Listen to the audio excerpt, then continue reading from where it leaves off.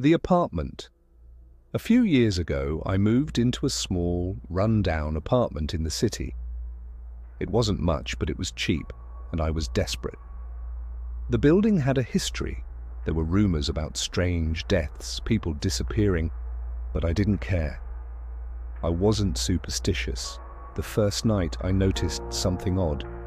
My phone kept losing its charge, even when it was plugged in.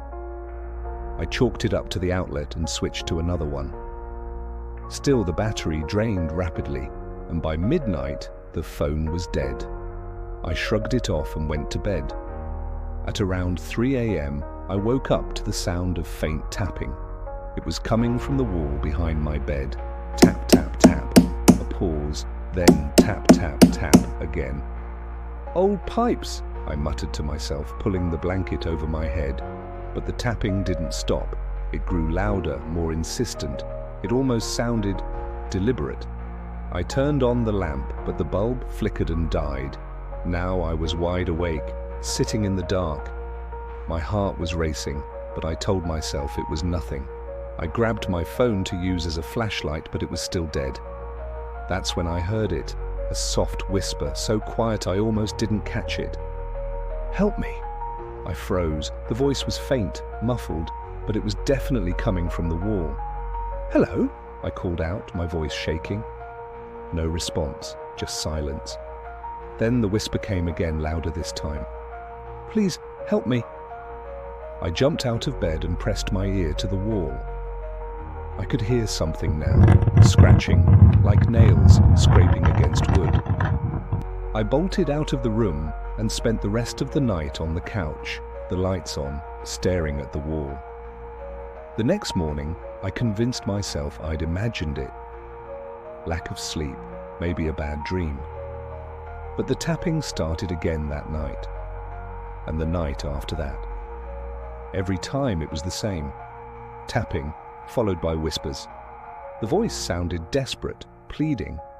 I told my landlord, but he brushed me off. "Old building," he said. "Noisy pipes. Don't worry about it." But I couldn't ignore it. One night, I decided to record it. I left my phone on the nightstand and hit record before going to sleep.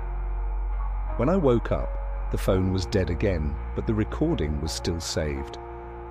I played it back, expecting to hear the tapping. Instead, I heard something else. Breathing. Slow, shallow breaths right next to the microphone. I threw the phone across the room and didn't sleep for days. Finally, I'd had enough. I called a friend, told him everything, and begged him to come over. He didn't believe me, but agreed to check it out. That night, we sat in the bedroom, lights off, waiting. At exactly 3 a.m., the tapping started. My friend's eyes went wide. "Do you hear that?" I whispered.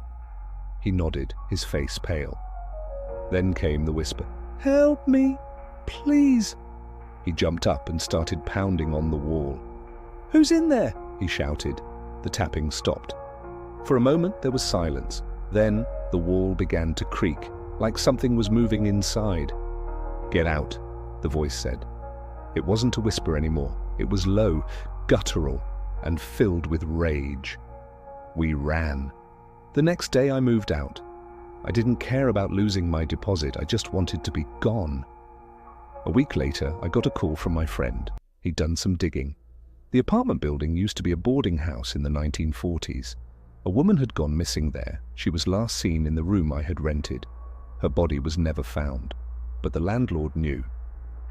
When the building was renovated years later, workers found a skeleton in the wall. They never reported it.